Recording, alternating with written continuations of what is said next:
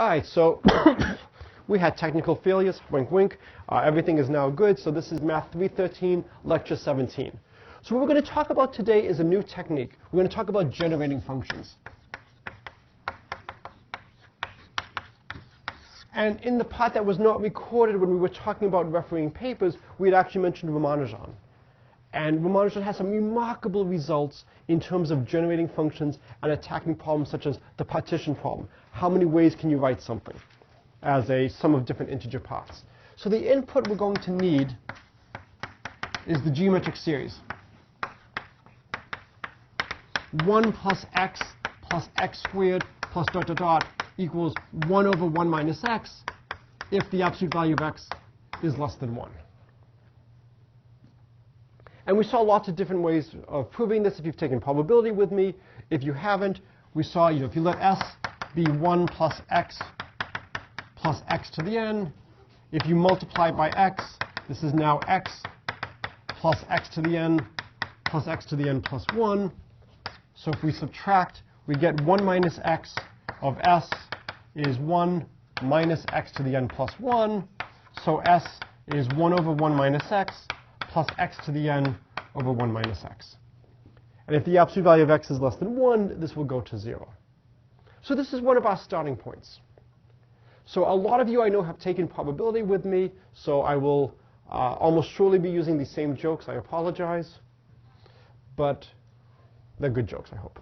All right, so we want to look at other series. The geometric series is really nice because each coefficient in front of x, x squared, x cubed, x to the fourth, they're all 1. What if we put other coefficients? This should remind you of the Riemann zeta function. You recall the Riemann zeta function was defined as the sum n goes from 1 to infinity of 1 over n to the s. And we talked you could look at a more general L function, LSF, the sum n goes from 1 to infinity of maybe some AF of n over n to the s. And the question is always, what are good choices here? What we're doing here is, when we look at the geometric series, we have 1 plus x squared. Our coefficients are all 1. If you want, think of the geometric series as the analog of the Riemann zeta function. It's the simplest possible thing. We have a really nice expression for it. The hope is that if we put in good choices in front of the x's, we'll also have something that's nice. And we'll be able to extract information from that and use that to attack problems. Now, one of the things that makes the geometric series so nice is we have a closed form expression for its sum. And we can use that for a lot of things. When we had the pre-Pi Day festivities in this class, we actually looked at the integral of 1 over 1 plus x squared. We did a series expansion. We integrated term by term. We didn't worry about convergence. We had our engineering hats on. And we got pi over 4. And that's basically just a consequence of the geometric series where the ratio now is negative x squared. So the question is, what would be another good series to study?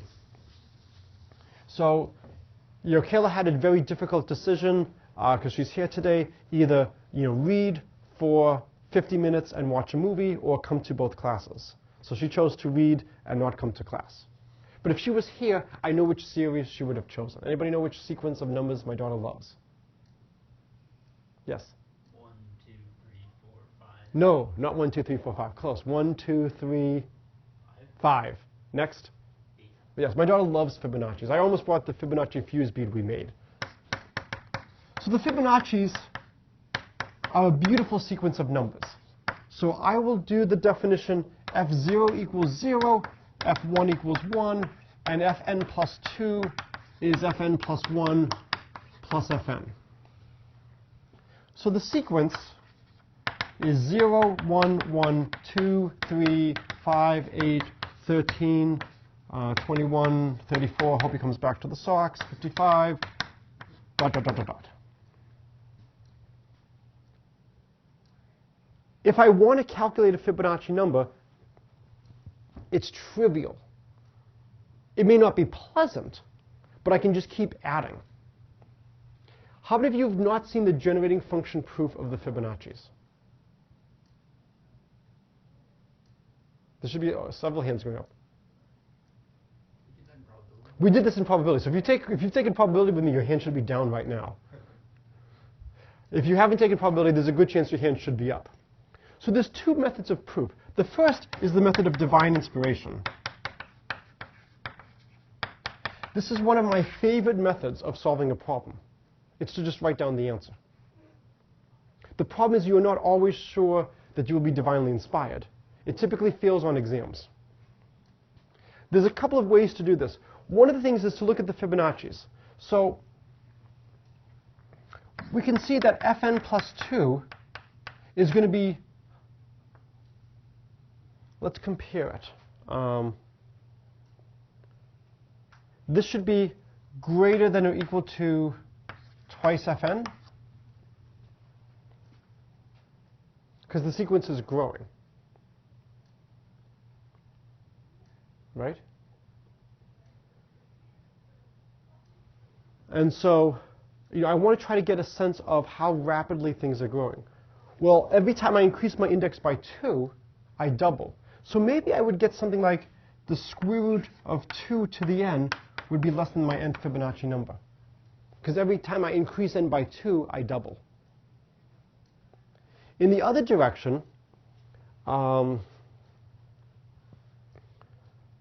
if I replace fn with fn plus 1, I've made it larger. So this should be less than or equal to twice fn plus 1. So the Fibonacci numbers should be growing slower than 2 to the n. So the growth rate of the Fibonacci should be somewhere between root 2 to the n and 2 to the n. So maybe we should guess that fn is r to the n for some r, and see if that works. So these are called difference equations. This method will solve a huge variety of difference equations.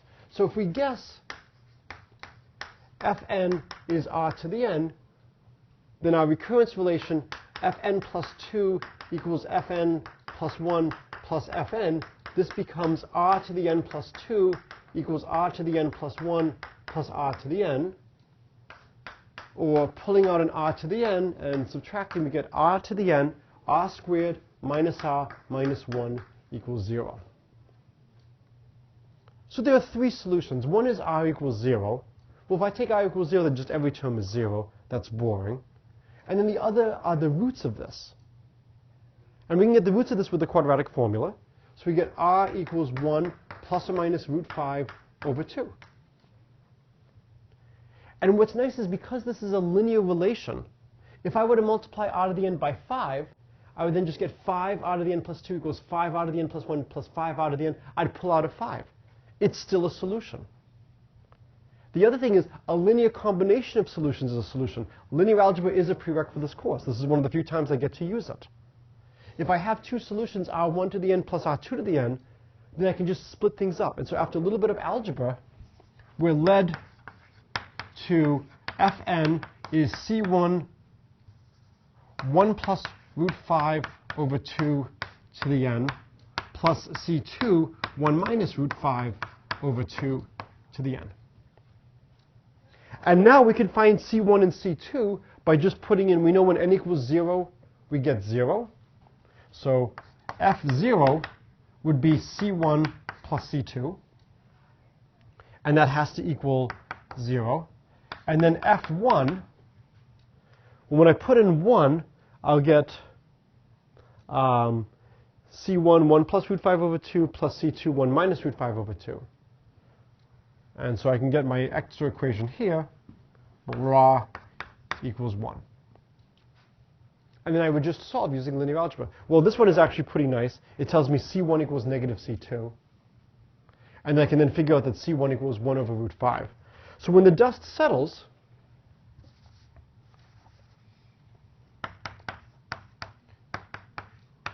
you get the following, with a minus sign here. And this is known as Benet's formula.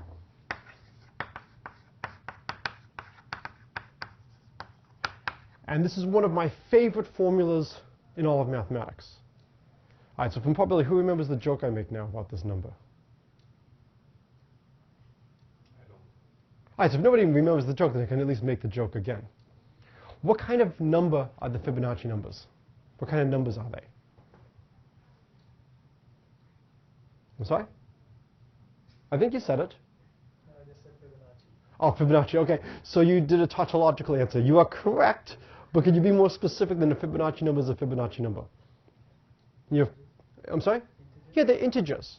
So imagine you're beaten up on the street by a number, and the police are doing a roundup, and you describe, it was an integer that did this to me. And you see this. Would that look like an integer? No. But amazingly, all the root 5s cancel. All the divisions by 2 are fine. And this is always going to be an integer. So an interesting question might be, if you replace the 5s and the 2s, what numbers can you replace them with and keep this always an integer? All right, so this is the method of divine inspiration. It leads us to the Fibonacci numbers. If you wanted to be truly inspired, and not just somewhat inspired, I could have actually just written this down to begin with. And then we could just check this by induction. But it's nice to get a general idea of how you would solve problems like this, how you would attack them. What I want to do now is I want to explain the method of generating functions, which gives us a better way of attacking problems like this. Now, you notice that when we solved it using this guess, we had a quadratic equation to solve, and we used the quadratic formula because we couldn't just look at it and see the factors. The quadratic formula, we may not enjoy it, but it's a good go-to. It's a nice process that will generate answers for us. What we're going to do now is we're going to define a function g of x is the sum, n goes from 0 to infinity, of fn x to the n. It's the most natural thing to do. Take the geometric series, and instead of having a 1 everywhere, put the Fibonacci numbers. And the goal is to find a closed form expression for this. And then, if we have a closed form expression for this, the hope is we can then use that closed form expression to deduce things about the individual fn's. Now, if you have never seen this before, this should look absurd. I'm building a function where I don't know the coefficients, and I'm expecting to get something reasonable and useful out of this? Good luck. But we do know the coefficients. We just don't know that we know them. Because once I give you the first two numbers and the recurrence relation, everything else is determined. So the idea is we want to rewrite g of x in terms of itself. And for those of you who were in problem solving earlier today, it's going to be the bring it over method again. So it's kind of nice that the lectures somewhat align. So I can write this as f0 plus f1 of x plus the sum, n goes from 2 to infinity, of fn x to the n. How many of you have taken differential equations? Don't put your hands up all at once. Okay, no one has taken okay, one person? Actually, I should put... okay, so two of us have taken differential equations. So in differential equations, you often play these games of series expansions for solutions. You guess an infinite series expansion, you plug it in, and you try to get relations for the coefficients, and then deduce things. So over here, I want to somehow use my recurrence relation. Well, I've written it expressing fn plus 1 in terms of fn plus 1 and fn. So what I'm going to do is I'm going to play the index game. This is the same as g of x.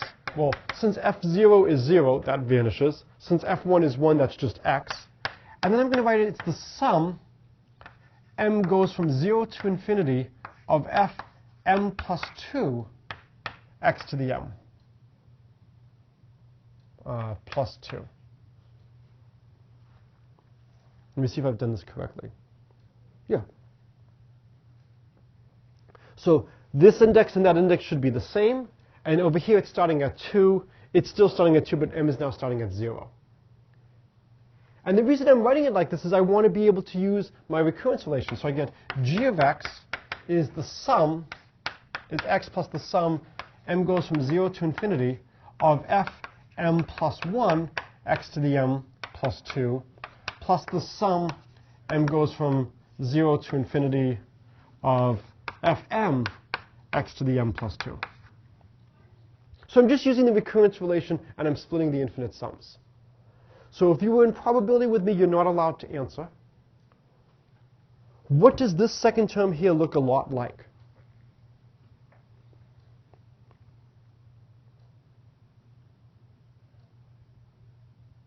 So we've got the sum, m goes from 0 to infinity, of fm x to the n plus 2. What does that look like, which we have on the board? So in probability, you're not allowed to answer.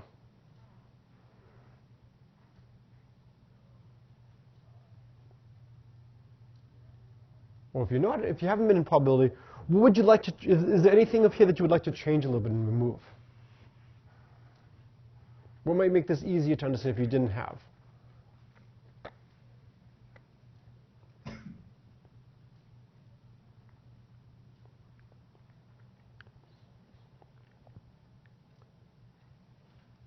Let me change the letter. Does it matter if I use the letter m as my index? Does it matter what letter I use for my dummy summation? No. So let me change that letter to an n. Does that make it a little bit easier? N goes from 0 to infinity of fn x to the n plus 2. Does that look close to something on the board? What does it look like? You have to say it.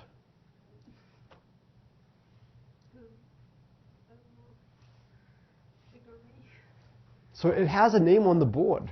It's very close to something already on the board. What is it close to?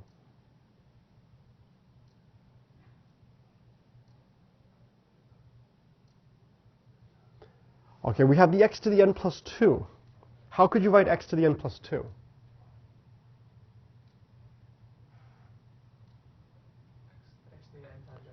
Yeah, and so I can pull out the x squared, right? So what if I write it like this? What if I pull out the x squared? Now I have the sum n goes from 0 to infinity of fn x to the n.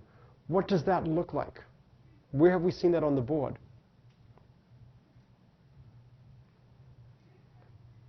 Yes? Geometric series? Well, it's not the geometric series, because the geometric series would have all the coefficients of 1. This is on the board somewhere. Where is this on the board? It's just g of x. So here's my question to you. I know people don't like to speak up in class. I really want you to think, when do you recognize that this is just x squared times g of x? Did you have trouble when it was written as a sum with m with an x to the n plus 2? Was it at the point once I changed the m to an n? Was it at the point once I pulled out the x squared? One of the hardest parts in mathematics is recognizing when two expressions are the same. This is really just g of x. So I'm going to just try to keep it here so it's all on the same board. So this is just x squared g of x. So I have g of x is x. Now I've got a sum, m goes from 0 to infinity, f m plus 1 x to the m plus 1, m plus 2. So what's the first thing I'd like to do to this expression? Get rid of the m plus 1. I would actually say I'd like to pull out an x first.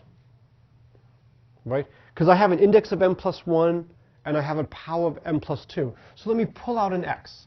So this will be an m plus 1, and I'll pull out an x over here. And now m goes from 0 to infinity of m plus 1. This is the same as n goes from 1 to infinity.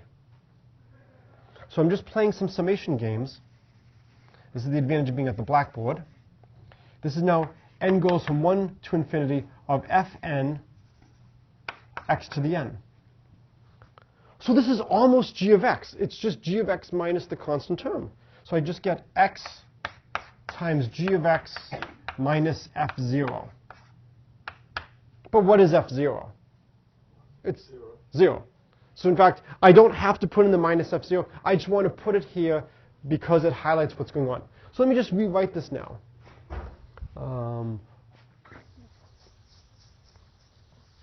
I'll try to keep Benet's formula up on the board as long as possible. So we get g of x equals x plus xg of x plus x squared g of x. So we can bring all the g of x's on one side and solve, and we get g of x is equal to x over 1 minus x squared.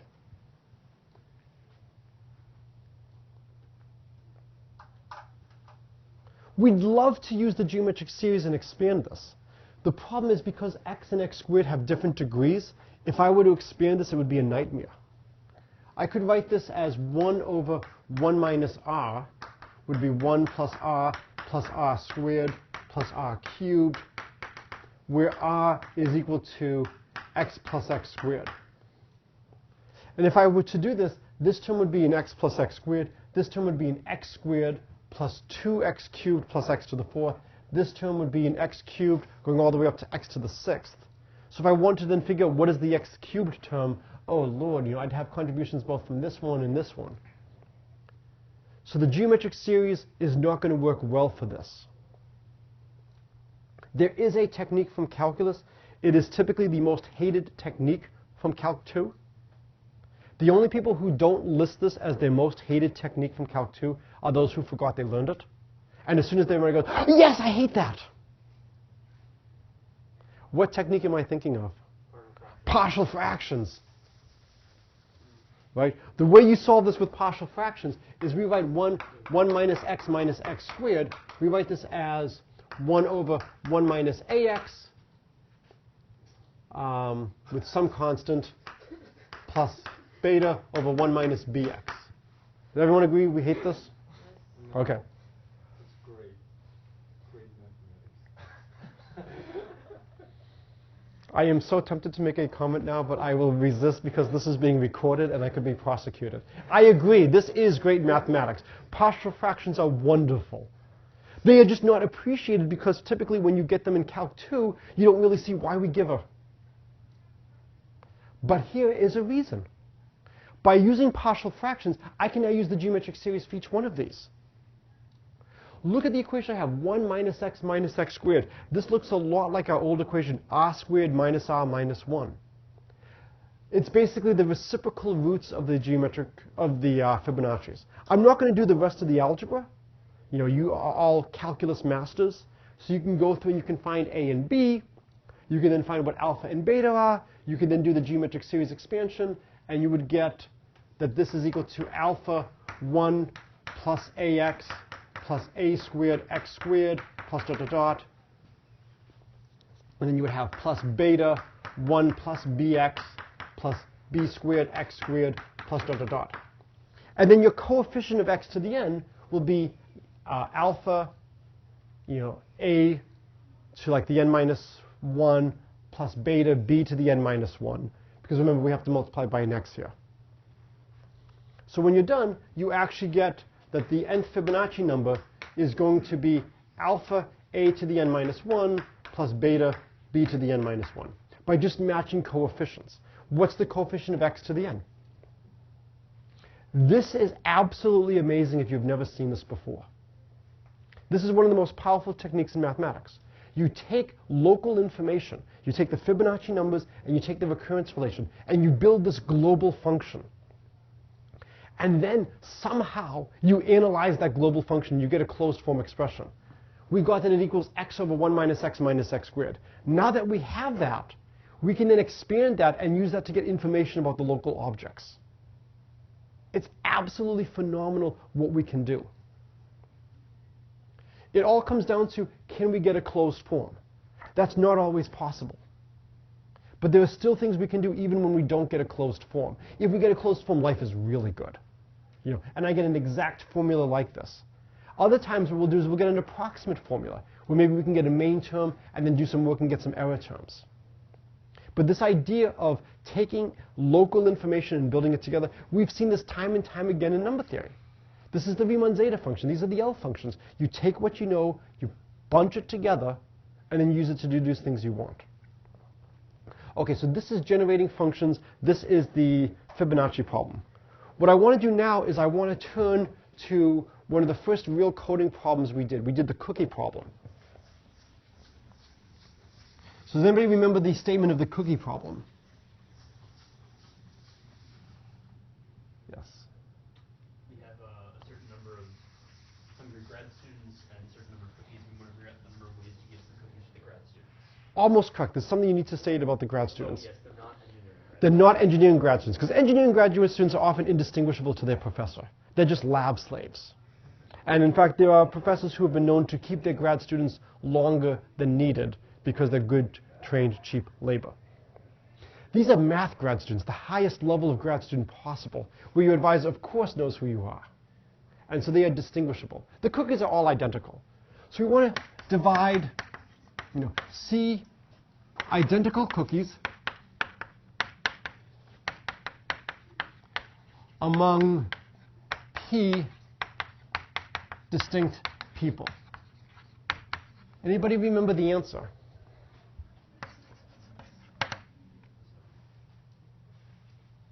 P plus C minus 1, choose like C minus 1. You could do that. I like to do it the other way. I like to do it C plus P minus 1, choose P minus 1. But it's identical to what you said. And one way to view this is we're solving the equation x1 plus xp equals c, xi greater than or equal to 0 are integers. And there's a lot you can do with a problem like this. Now, the way we solved this was, in some sense, the method of divine inspiration. You know, I said, let's put down a string of C cookies. Let's add, so let's say C equals 8, P equals 5. 1, 2, 3, 4, 5, 6, 7, 8 cookies. Add 4 more cookies. Cookie Monster comes and gobbles up P minus 1 cookies. He gobbles up 4 cookies. And what this has done is 2, 1, 2, 3. Is this partitions 8 into 5 numbers that add up to 8. And there's a one-to-one correspondence with which cookies Cookie Monster eats from the C plus P minus 1 and the number of ways to assign. So this was a great way to solve the problem, but this required us to be in some sense divinely inspired. The whole idea today is to build techniques in our arsenal to allow us to tackle problems like this. I don't think in probability I showed the generating function proof of this. So what we'll do is we'll do the generating function proof of this now. This is, of course, just one example of a problem. I could change it. I could say maybe I want x1 squared plus dot dot dot plus xp squared to equal c. I want the sum of squares. Is it possible to divide a number into sums of squares, or sums of cubes, or sums of higher powers? This is called Waring's problem when you change the exponent. Waring's problem when k equals 1 is pretty trivial. There's always going to be a way to do it. Somebody give me one way to do it. Yes, ideally your professor. But or give them all to yourself, there's always a solution. But as soon as I start talking about sums of squares, sums of cubes, sums of fourth powers, it's not clear that a solution exists. Okay, so how would we go about solving this? So the idea, as always, is to look at a good generating function. So let's let, well, I guess I should maybe use G. Well, I'll use f this time. F of x is going to be 1 plus x squared plus x cubed plus dot dot dot equals 1 over 1 minus x if x is less than 1. So this is, a go-to infinite series. Right? If we ever need an infinite series to look at, geometric series is a great one to start with. Let's look at f of x squared. So this would be a sum, n goes from from 0 to infinity, x to the n, sum m goes from 0 to infinity of x to the m. And then it's going to be a sum, and I'll call it a2 of k, x to the k. K goes from 0 to infinity. Right now, I'm not going to worry about do things converge. I will wave my magic real analysis wand, everything is fine. You can justify all of this stuff by looking at how things are converging. As long as x is less than 1, this is fine. What does a2 of k represent? So how would I get an x to the 5th term?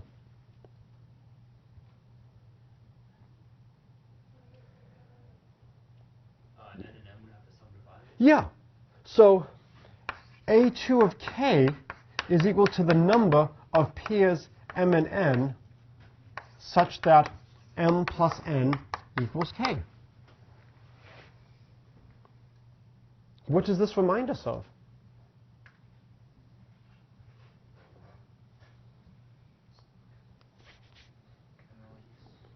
Kind of like the characteristic of it? No.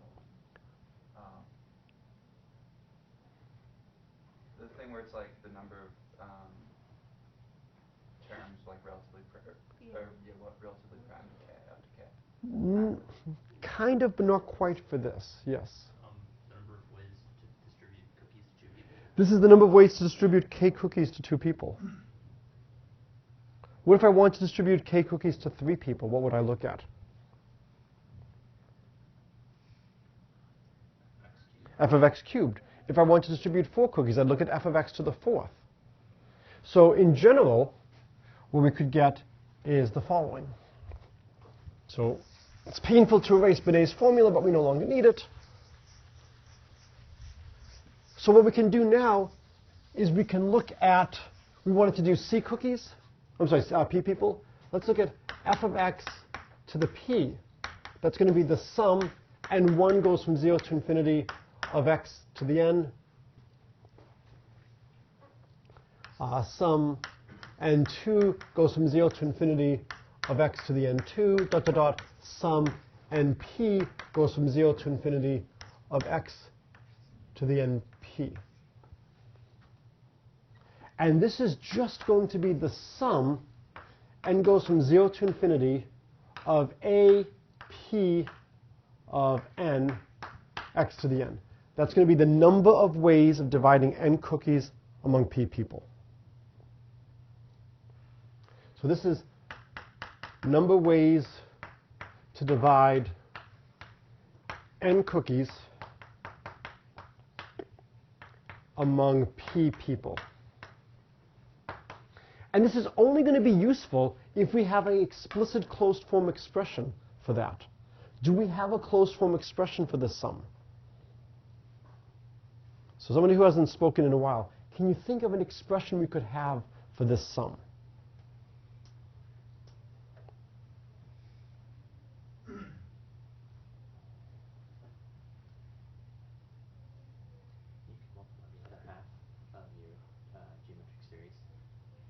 Right, I could multiply the other half. Each one of these is just 1 over 1 minus x.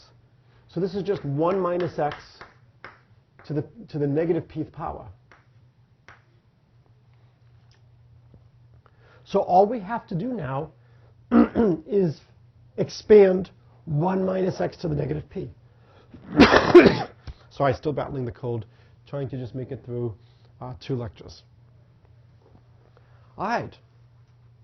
How would we expand this? This is unfortunately not the friendly binomial series you know of. This is not the friendly binomial theorem. There you would have 1 minus x to a positive integer. This is 1 minus x to a negative integer. Oh well. But it turns out we can still attack this.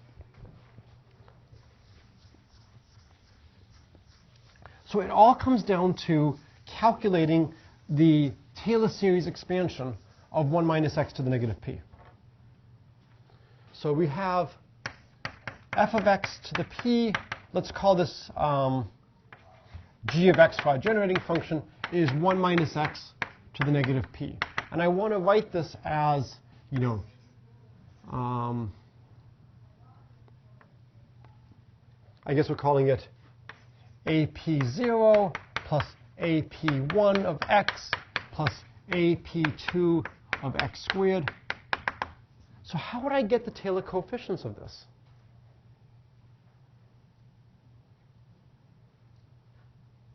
How would you get the Taylor coefficients of a series?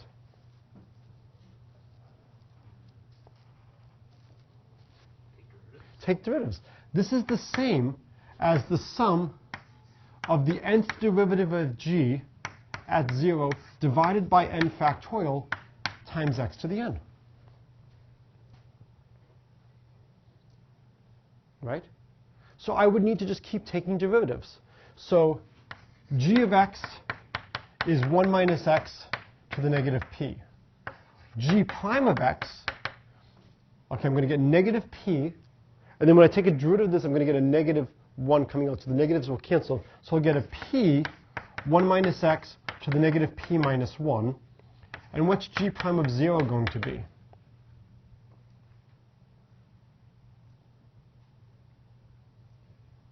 Just p. All right? G double prime of x, I'm going to get p, negative p minus 1 with a negative sign, so that becomes a p plus 1. So I'll get p plus 1, 1 minus x to the negative p minus 2. G double prime of 0 is just p plus 1. G triple prime of x, people wonder, how can you fill up 50 minutes of lectures? It's so easy. P plus 1, p plus 2, 1 minus x to the negative p minus 3. G triple prime of 0 is now p plus 1, p plus 2. And at this point, you want to figure out, how do I generalize? Well, I have a third derivative here, and I go down to 2. And so I have the third derivative at 0, and I go p plus 1, p plus 2. So this gives us an idea of the general term. So g, the nth derivative at 0 should be p plus 1 all the way down to p plus n minus 1. Okay? This is screaming something to you. What is it screaming to you? Factorials, right? The top looks like p plus n minus 1 factorial, except I don't have this extra p minus 1 factorial. Well, that doesn't seem fair. Let's just put in a p minus 1 factorial. There you go. Unfortunately, I can't just multiply in the numerator. I've got to multiply in the denominator. So I'll multiply by p minus 1 factorial. But my coefficient, I should really be looking at gn of 0 over n factorial. So let's divide this by n factorial. So what is this expression here?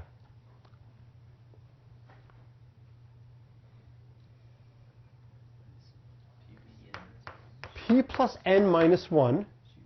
Choose p minus 1. So the only difference between this and the cookie problem is I'm using the letter n instead of c, and I'm writing p plus n rather than n plus. That's the solution. There's the cookie problem. This is an analytic solution to the cookie problem. So we got our answer. So the purpose of this is to give you a sense of the power of generating functions. So the book talks about generating functions, and it talks about solving partition problems. This is one of the most active areas of mathematics, looking at stuff like this. The idea is taking together local information that you can understand, building this global object, and having the global object be tractable. So I will ask you, and you can email me, if you want to see more on generating functions, more on approaches like this to attack problems, or if this is enough and you want to just move on to chapter 6 on Monday. But this gives you a sense of how we can attack problems like this. The next step would be to attack something like Goldbach. How can you write every even number as the sum of 2 primes? You do this with generating functions. How can you prove that there are infinitely many pairs of primes that differ by 2? You can do this with generating functions. This idea allows us to take problems that seemed inaccessible and gives us an avenue to attack them. It turns out that most of these problems, you should think of them as the integration you do in Calc 2. So the integration you do in Calc 2 is cookbook, cherry-picked, desired by your professors to show you a way to master the techniques you're looking at. And these problems will all have solutions. In general, we can't integrate in closed form. Integration is hard. Most of the time, we are not going to get generating functions where we can get a nice explicit formula for the output. And so then we have to resort to more powerful techniques to, what can we say about the generating function? One of the other issues which I've glossed over right now is convergence. How do you know that this stuff makes sense? How do you know that these functions converge? So they show you lots of different generating functions in the book where, let's say I want to represent a number as a sum of just even numbers. How could I do that? Well, first of all, if I want to represent my numbers as a sum of even numbers, what must be true? Number better be even. What if I want to represent my number as a sum of distinct elements? I don't want to be able to use the same number twice. How would you do something like that? Is every number representable as a sum of distinct numbers? Yes. How would you represent n as a sum of distinct numbers? Okay, you could do it as 1 plus n minus 1, n plus 0, or just n, right? What if I want to represent my number as a sum of 5 distinct numbers? Is every number representable as a sum of 5 distinct numbers? And you start to go, well, if my number is 4 or 3, I'm going to have some issues. So this is where we introduce the phrase sufficiently large. If your number is really big, like 12, 13, 14, 20, can you then write it as a sum of 5 distinct numbers? And then I think you should be able to prove this without too much trouble by induction. But then the question is, how many ways can you do this? And can generating functions help us? The last is, why do we care about stuff like this? It turns out this allows us to count many things. And this idea of these counting functions is quite useful. All right, so this is a good place to stop. Enjoy your spring break. It's, I think, supposed to eventually be spring.